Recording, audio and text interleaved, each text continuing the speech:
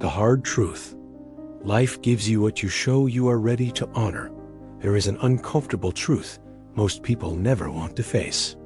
A lot of people dream about wealth, talk about abundance, ask for a better life, imagine days filled with peace, stability, beauty, and prosperity. Yet they keep living in ways that contradict everything they say they want. It is almost as if their mouth is asking for expansion, while their daily habits keep signing agreements with scarcity. That conflict is more common than it seems. Someone wants to grow, yet lives surrounded by chaos. They want a higher level of life, yet let their own environment sink into disorder. They say they were made for more, yet treat their routine as if it holds no value. They ask for prosperity, yet maintain visible signs of neglect all around them. And then the question appears, why is life not changing? Why? With so much desire, so much effort, and so much hunger to grow, does everything still feel blocked? Maybe because life is not responding to what you say. Maybe it is responding to what you demonstrate. That is the hard part, because reality pays more attention to your pattern than to your words. It reads the way you live. It reads the energy you sustain. It reads what you tolerate inside your home, inside your body, inside your routine. It reads the way you treat what you already have. And when what you ask for does not match what you practice, something gets stuck. Not because life wants to punish you, but because abundance does not settle well in an atmosphere of neglect. Prosperity does not take root where abandonment has become normal. And growth rarely flourishes where carelessness has already been accepted as a lifestyle. It may sound extreme at first. It may even sound too harsh. But some changes only begin when certain truths stop being softened. Because many times, the real problem is not a lack of opportunity. It is not only a lack of money. In many cases, what blocks expansion is the persistence of an internal and external pattern that keeps broadcasting disorder, neglect, and a lack of honor for life itself. Just look around. The house is messy. The bed stays unmade all day. The sink is full of dishes. Meals happen without intention, almost as if eating were something meaningless. The body gets pushed aside, as if self-care were a luxury instead of a form of respect. And after all that, the person still wonders why they feel stuck, why their energy is low, why nothing seems to flow the way it should. But how could it? How can someone build a life of abundance while accepting daily signs of self-neglect? This message is not about perfection. It is not about showing off. It is not about empty aesthetics. It is not about living to impress anyone. It is about standard. It is about the silent message you send to yourself and to life every single day. Because there is a language hidden inside the details. And that language shapes destiny far more than most people realize. What you tolerate in silence begins to define who you become. Almost everything in life starts forming long before the big result appears. Before money grows, a mindset is already being built. Before prosperity arrives, a structure is already being prepared. Before the external change happens, an internal identity has already started becoming stronger. That is why the details matter so much. Not because a made bed by itself creates wealth. Not because a clean sink automatically fixes someone's life. Not because a beautiful plate instantly changes someone's financial reality. That is not the point. The point is that each one of those details carries a message. And when the same message is repeated every day, it stops being just a habit. It becomes a position, a pattern, an identity. A person who lives in disorder for too long starts, without noticing, to accept chaos as a normal setting. They no longer feel the same discomfort. They no longer react with the same awareness. They no longer notice how much that environment is affecting their mind, their mood, their energy, and even the way they see themselves. That is the danger, because every time disorder becomes normal, some part of inner strength also becomes weaker. The mess does not stay on the floor. on the bed, or in the sink. It enters the atmosphere of the house. Then it enters the body. Then it enters the mind. Then it spreads through the routine. And once that happens, even the thoughts start losing clarity. The person feels heavy without knowing why, feels unable to focus, feels quietly irritated, feels strangely tired, feels like something is draining energy all the time. Most of the time, that exhaustion does not come from one major problem. It is built through the accumulation of small acts of neglect that were slowly accepted. That is why the environment matters so much. What you see every day is not neutral. What you live around all the time shapes your sensitivity. What you tolerate for too long begins to educate your inner standard. And life notices that standard. It is not your desire speaking the loudest. It is your way of living. Your house speaks before you do. You may not realize it, but a house speaks. It speaks through its smell. It speaks through its energy. It speaks through the condition of the furniture. It speaks through the sink. It speaks through the bed. It speaks through the clothes lying around. It speaks through the clutter. It speaks through the forgotten corners. It speaks through the way every space is treated. Some homes feel peaceful the moment you walk in. Others reveal heaviness in the first glance. Some spaces carry lightness, clarity, and presence. Others carry accumulation, fatigue, neglect, and interruption. That happens because a space absorbs the emotional climate of the people living inside it. A home that stays deeply disorganized for too long usually reveals more than a lack of time. Very often, it reveals self-neglect, loss of command, low internal priority, prolonged exhaustion, or even a silent form of giving up. And this matters. This is not about judgment. It is about perception. Some people get so used to living inside their own chaos that they can no longer see how much it influences their life. They think it has nothing to do with prosperity, self-worth, mental clarity, or inner strength. But it does. It does because your environment is the ground of your daily experience. It is where you wake up, move, eat, think, rest, decide, cry, dream, and begin again. If that ground is filled with signs of disorder, your whole system receives the message that life has no structure. And when life feels unstructured, the mind begins to operate that way too. It is not hard to understand why so many people feel blocked without knowing why. Sometimes the answer is right in front of them all the time, but familiarity has blinded their vision. Maybe it is not just a bad season. Maybe there is an entire environment reinforcing the energy of scarcity day after day. Because scarcity is not only little money, scarcity is also living surrounded by neglect. It is accepting abandonment as normal. It is losing gentleness in the way you treat everyday life.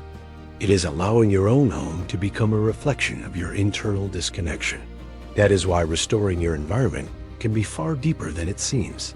Sometimes you are not just cleaning a space. Sometimes you are cleaning an identity.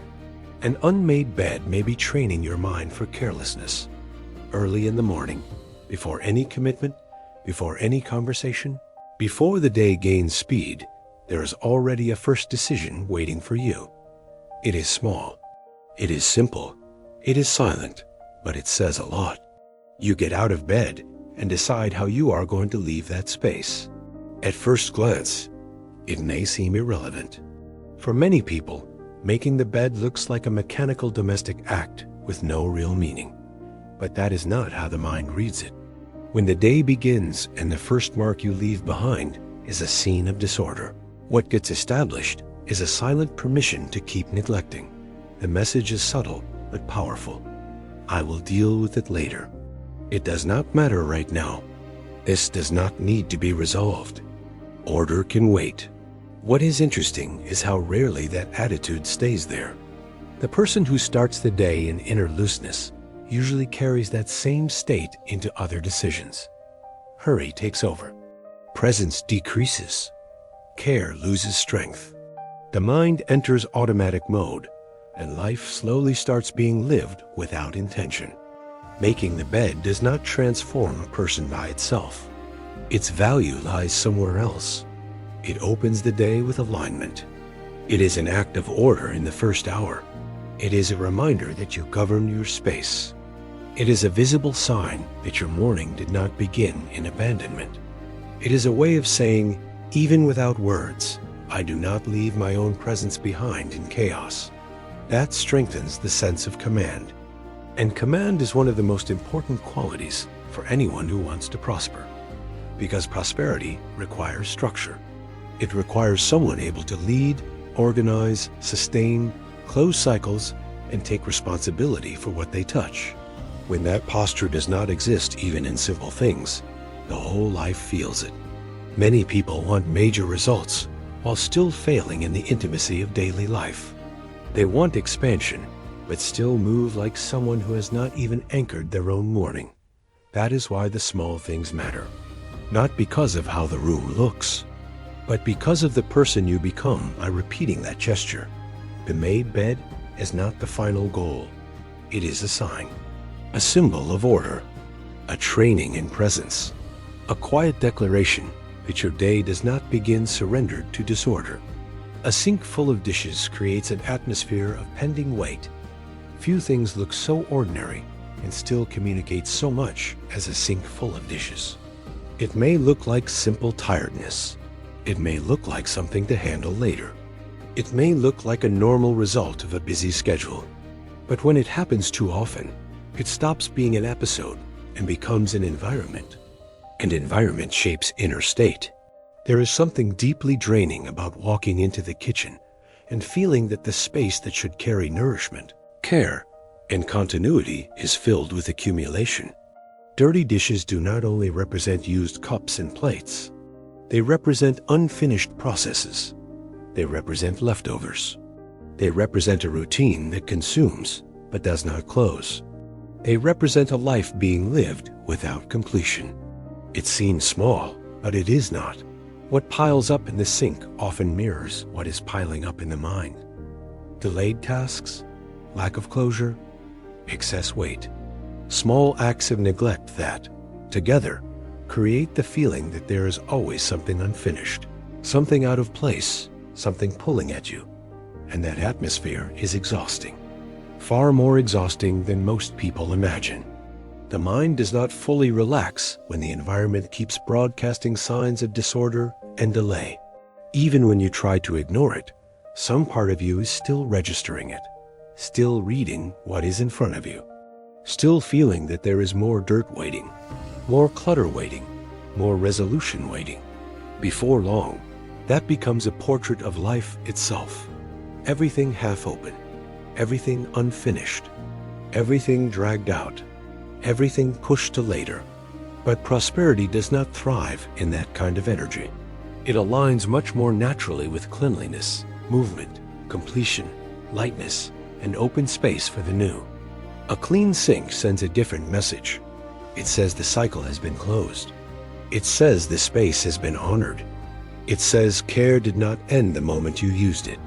It says what nourished you was not left behind as residue. It may sound symbolic, but that is exactly why it matters. Life is built from repeated symbols. The way you eat reveals the way you value yourself. There is a huge difference between simply eating and truly serving yourself. A lot of people have lost that without realizing it. Meals became rushed. They became improvised. They became whatever plate, whatever cup, whatever mood. They became a break with no dignity. They became a moment treated with little presence and even less value. When that pattern settles in, the problem is no longer only eating poorly. The real issue becomes the emotional message attached to that act every single day. Always using the worst dishes in the house, eating carelessly, serving yourself without intention, saving the best things only for guests or some distant special occasion. All of that teaches your subconscious that you are not someone to be honored in daily life. That is a dangerous lesson, because a person may desire wealth, beauty, growth, and abundance, but if in practice, They keep offering themselves what is left over, what is ugly, what is careless, what carries no affection. Their self-image starts absorbing that treatment. And self-image influences everything. It influences what you accept. It influences what you pursue. It influences what you can sustain. It even influences how much you believe you deserve. You do not need luxury to change this. You do not need to turn every meal into a formal ritual. What matters is something deeper. Leaving the mode of self-neglect. Choosing a better plate. Using a nicer glass. Creating a little more intention around the meal. Sitting down with more presence. Eating in a cleaner atmosphere. Giving the body the feeling that it is being respected. That goes far beyond appearance. You begin to communicate to yourself that you are not living off scraps. That you are not treating yourself like someone who only deserves care when life becomes perfect. That you do not have to wait until you are rich to start cultivating dignity.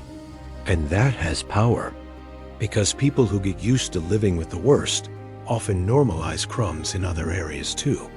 But people who begin to honor the little they have train their minds to recognize value, preserve value, and sustain value. That is one of the foundations of prosperity. There are bodies crying for help while the mind dreams of abundance. No solid life is built on top of an abandoned foundation. That is true for a house, for a routine, for money, and especially for the body. The body is the first place where your life happens. It is where you wake up. It is where you think. It is where you work. It is where you feel. It is where you walk through your days. And yet many people treat their body as if it were secondary to their existence. They sleep poorly, eat poorly, hydrate poorly, do not move, do not care for themselves, do not get ready with intention, do not touch themselves with gentleness, do not observe themselves with respect, do not protect their own energy. Then they wonder about the exhaustion, the low self-esteem, the scattered mind, the lack of drive, the heaviness, and the difficulty of staying consistent. But how could it be different? A neglected body sends the entire system a message of abandonment. And when abandonment becomes your daily language, you start living farther and farther from your own value. Self-care is not empty vanity. It is not superficial indulgence. It is not a luxury for people with extra time. Self-care is a form of honor. It is a concrete way of saying my life matters. My body is not a dumping ground. My energy is not disposable. I will not move through my days treating myself like someone of no value. That kind of posture changes presence. A person walks differently, looks at themselves differently, feels more grounded, feels more internally prepared to choose better in other areas of life. The body and prosperity are connected more deeply than they seem, because prosperity requires energy, vitality, clarity, consistency, and a sense of worth. When the body is completely neglected, the whole base of life becomes fragile. Caring for yourself does not solve everything at once, but it often begins a new season. It is almost as if the person starts returning to themselves. And no one builds real abundance while living disconnected from themselves. Your environment may be teaching scarcity every single day. Very few people realize how much they learn from their environment. The house teaches. The routine teaches. The objects teach. The corners of your life teach. Everything transmits an idea. Everything reinforces a perception. Everything trains a standard. If your environment keeps showing you disorder, leftovers, neglect, accumulation, exhaustion, dirt, and a lack of beauty, then it is also training your eyes to accept that level of reality as normal. That is the hidden danger. The person stops being shocked by the chaos, stops reacting, stops feeling that it is beneath what life could be. And once that sensitivity is lost, the impulse for elevation starts fading too. Scarcity installs itself first as tolerance. You tolerate one mess here, then one act of neglect there, then one more heavy environment, then a little more improvisation.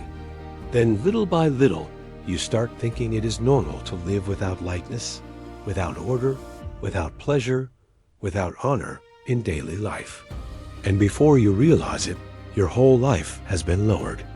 That is why changing the environment matters so much. Not because it is everything, but because it reinforces every day the person you are becoming. A space that is at least reasonably clean, organized, and cared for helps the mind breathe, helps the body regulate, helps energy move, helps your identity rise. Suddenly you feel more present, more alert, more able to think clearly, more willing to act with dignity.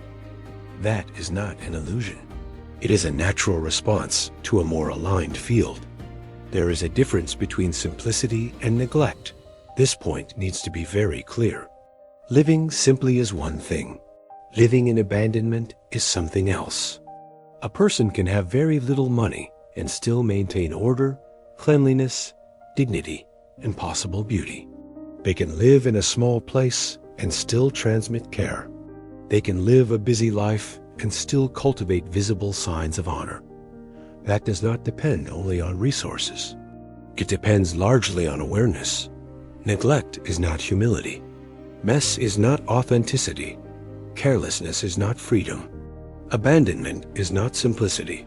Sometimes people call it a simple lifestyle when, in truth, it has already become a loss of reference, a low standard, a quiet accommodation to a way of living that drains their own strength.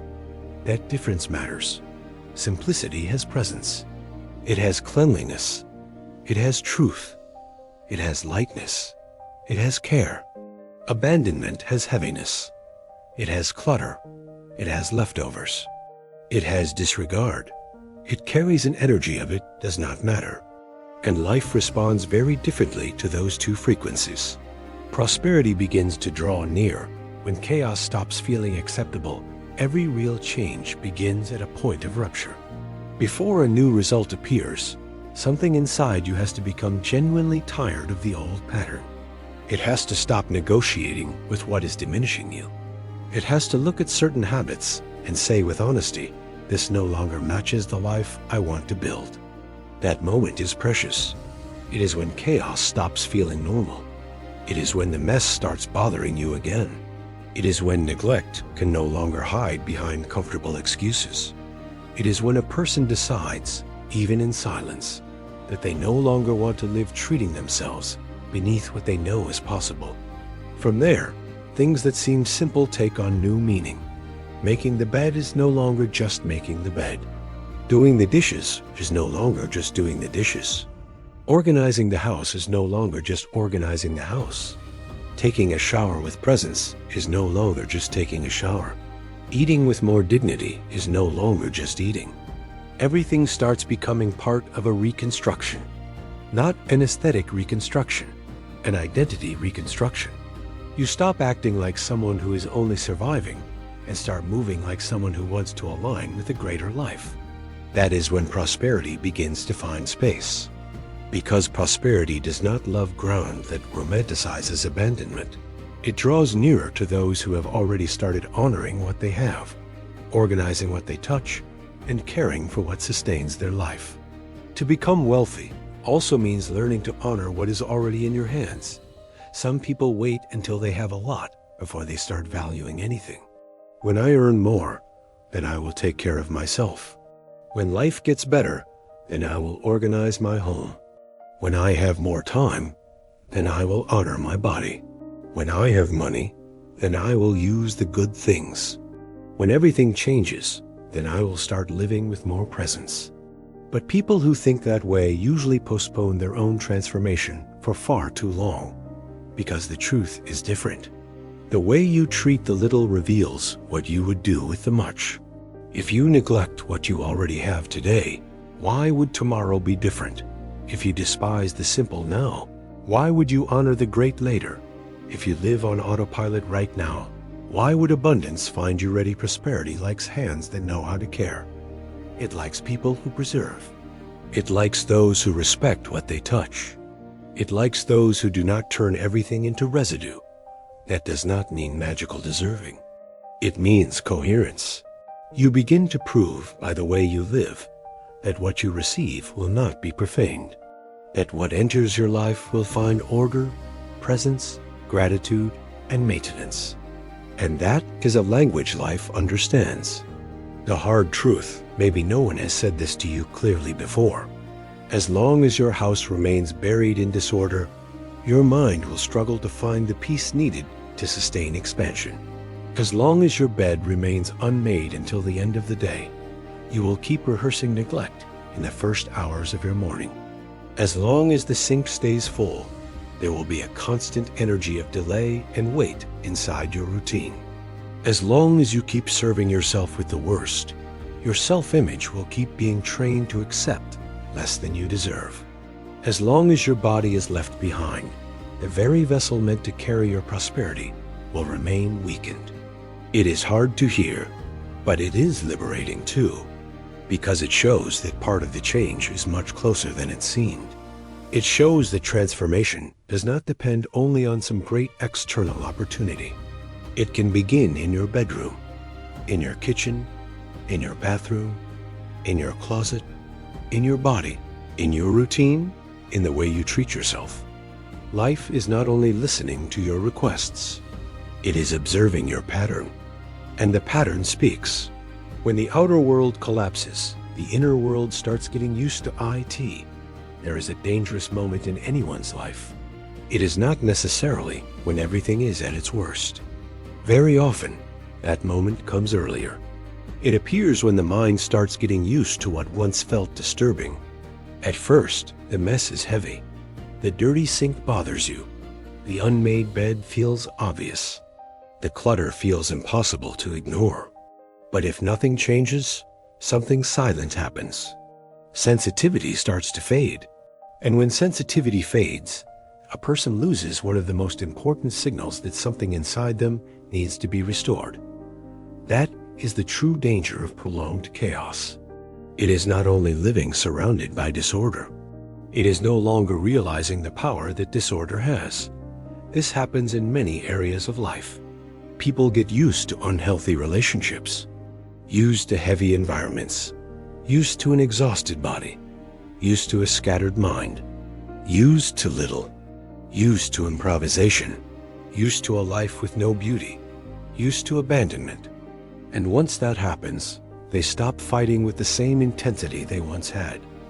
The discomfort disappears, but the problem remains. In fact, it becomes even more dangerous because now it has been normalized.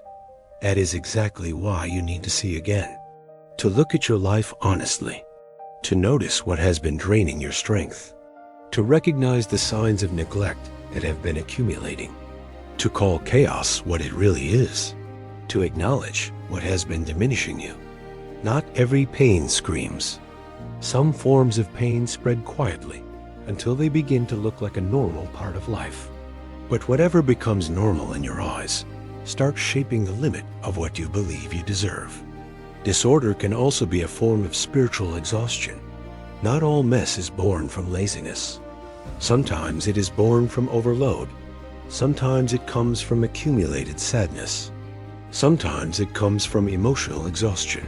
Sometimes it comes from long seasons in which a person slowly drifted away from themselves. That matters because some people hear a message like this and immediately turn against themselves. They feel guilty. They accuse themselves. They feel small. That is not the way. What needs to exist here is not condemnation. It is clarity. Because in many cases, disorder is a symptom. It shows that something inside the person has been asking for help for too long. It shows that the soul is tired. It shows that presence has faded. It shows that the energy needed to choose oneself has been weakened. And when spiritual fatigue settles in, the house feels it. The body feels it. The routine feels it. Everything starts carrying an atmosphere of discouragement.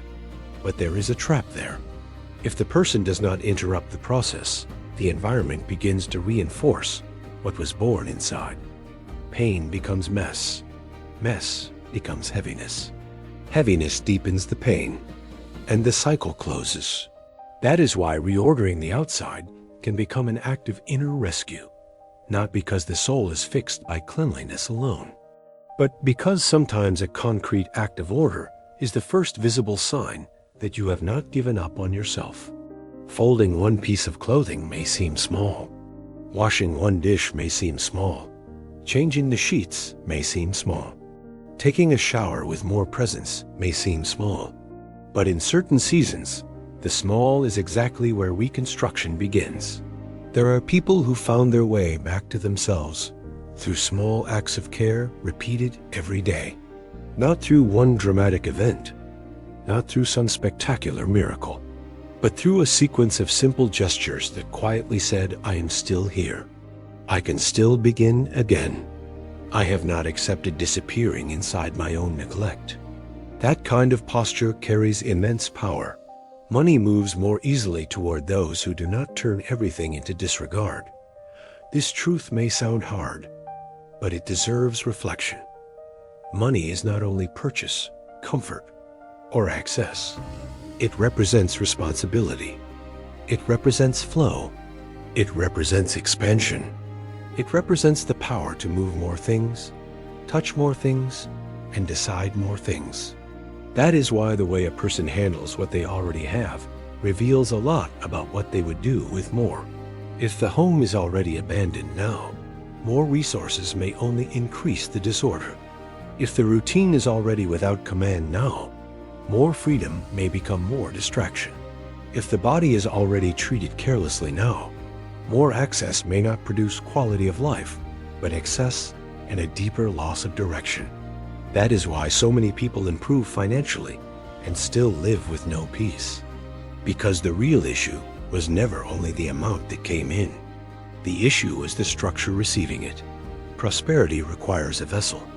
It needs to find someone who knows how to preserve, manage, honor, organize, distribute energy wisely, and sustain what is good without letting it decay. That is not learned overnight when money arrives. It is trained beforehand. It is trained in the bedroom, in the kitchen, in the bathroom, in the way you care for your clothes, in how you close the day, in the way you handle the little available right now. People who treat everything with inattention usually lose far more than they realize. Loss rarely begins as a big loss. It begins as a culture of disregard.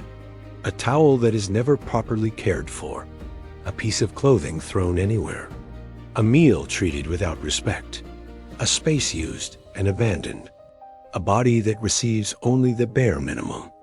An entire house that communicates that no one there is truly honoring what they have. That all seems small until it becomes identity. And identity shapes results.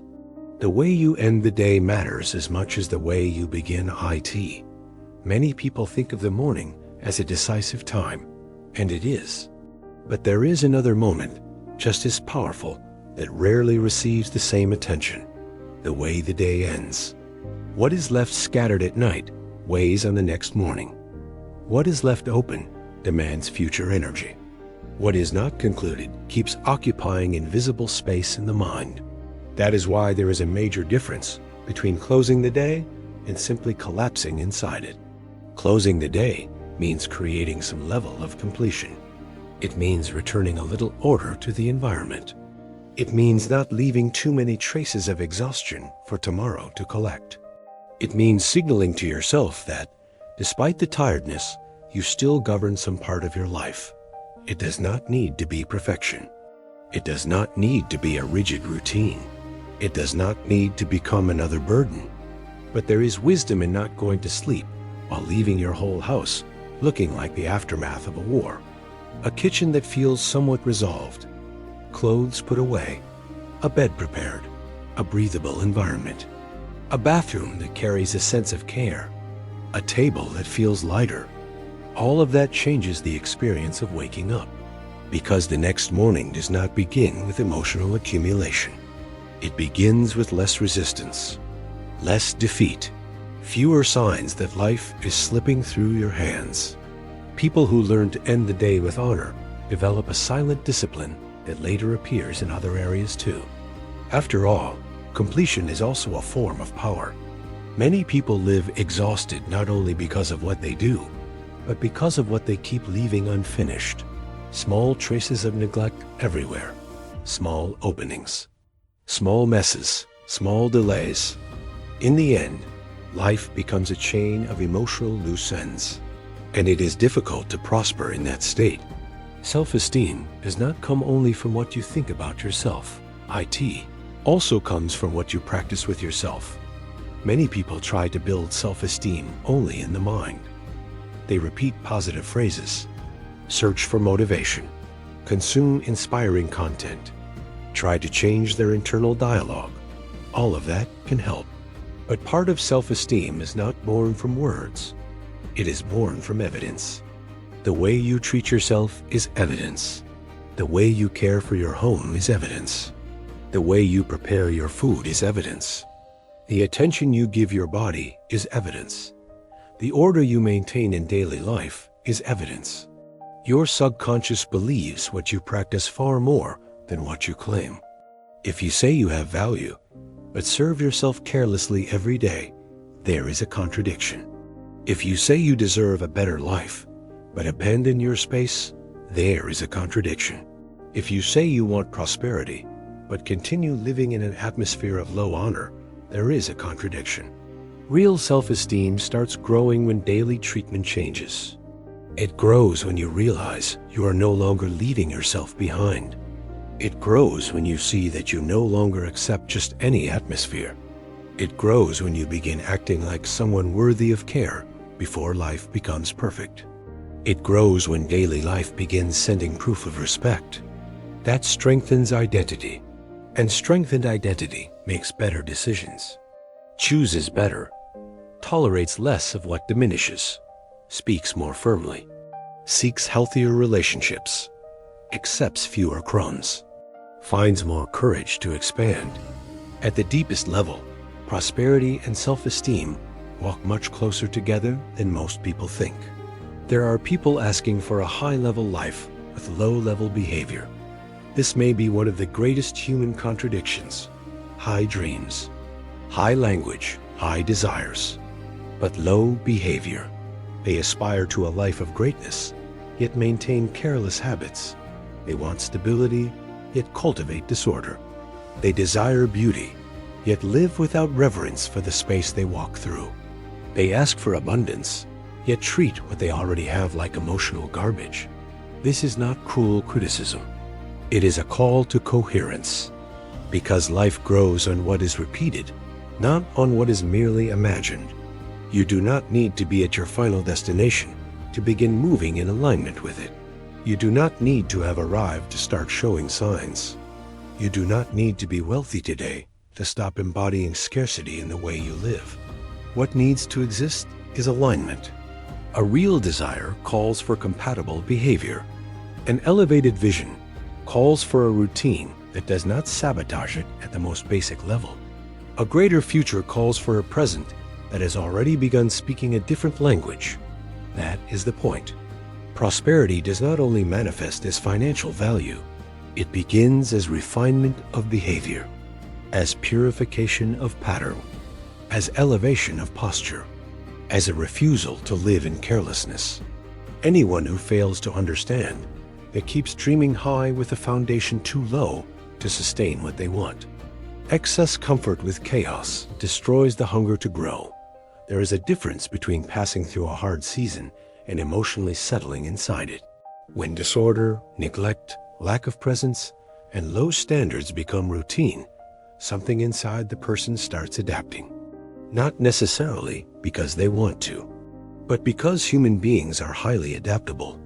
Sometimes that helps, but it can also trap. If you adapt too much to chaos, you stop fighting it. If you adapt too much to neglect, it stops looking like a problem. If you adapt too much to a life without beauty, you start forgetting that another way of living is possible. That is how many people lose the hunger to grow. Not because they lack potential, not because they lack intelligence, not because they lack opportunity, but because they became too comfortable inside the level that diminishes them. And that comfort is deceptive. It does not look like pleasure. It looks like normal tiredness. It looks like a phase. It looks like habit. It looks like lack of time. It looks like an ordinary way of living. But it steals elevation. It steals clarity. It steals the ability to dream with force. It steals the impulse to build something cleaner, stronger, more beautiful, and more dignified. You need to watch that. Because prosperity does not require only work. It also requires healthy refusal. It requires that certain things stop feeling acceptable. It requires that you do not become at home inside what keeps lowering you. Sometimes the first step toward wealth is to stop living like someone who has already given up. This may touch deeply anyone listening with sincerity. There are people who have not given up in their dreams, but have already given up in their details. They still speak about the future. They still want to grow. They still dream about change. But in the way they live, something has already been abandoned. The way they dress at home, the way they treat their own bed, the condition of their kitchen, the body that receives almost no attention, the spaces that seem to have no life left, meals treated like obligation instead of dignity, a gaze that no longer sees beauty in anything. That is dangerous because it slowly creates an identity of silent surrender. The person still wants, but no longer acts like someone who truly believes. Still speaks, but no longer honors daily life. Still asks, but no longer builds signs compatible with what they are asking for. If you want real change, you need to interrupt that. You need to start living again like someone who still chooses themselves. Like someone who still believes in their own transformation. Like someone who refuses to keep treating themselves like leftovers while asking for abundance. Every time you put something in order, clean something, organize something, care for something, honor something, you weaken that identity of surrender. And in its place, another identity begins to rise. A more present identity, a more awake identity, a more dignified identity, a stronger identity, an identity more aligned with the life you want to build. Possible beauty is also an act of prosperity. Not all prosperity shows up in numbers. Sometimes it begins in the possible beauty you decide to cultivate inside daily life. A clean bed, a lighter room, a table without excess, a better gloss, a towel folded with care, a softer light in the room, a pleasant scent in the house, a meal served with more intention, a body treated with more gentleness. Those things may seem small to people who see wealth only as money, but they are part of a prosperous life. Because prosperity is also quality of experience. It is refinement of presence. It is honor for the everyday. It is the ability to create a good atmosphere around yourself. It is a refusal to live in degradation when it is already possible to live with more respect. This is not luxury. It is awareness. Possible beauty re-educates the mind. It reminds you that life can feel better. It reminds you that everyday existence does not have to be a territory of harshness, improvisation, and carelessness. It reminds you that there are simple gestures that elevate the environment and, together with it, elevate the person living there. People who learn to cultivate possible beauty often strengthen practical hope as well, not fantasy. Practical hope, the kind of hope that cleans, organizes, prepares, restores, cares, and opens space. And space matters. The new rarely settles well in internally suffocated places. Anyone who wants more must stop profaning what they already have. This may be one of the strongest lines in this entire message. You cannot keep profaning what you already have and expect life to trust you with more. Here, profaning is not only a religious word, it is a word of awareness. To profane what you have is to treat carelessly what should be honored, to use and abandon, to receive and not preserve, to live surrounded by useful things, yet treat them as if they have no value. to turn your space into an atmosphere of ongoing deterioration, to ignore the body that sustains your life, to trivialize the table where you are nourished, to allow everything around you to carry the mark of neglect. That creates a language, and life understands that language. If you do not honor what is already in your hands, expansion meets resistance.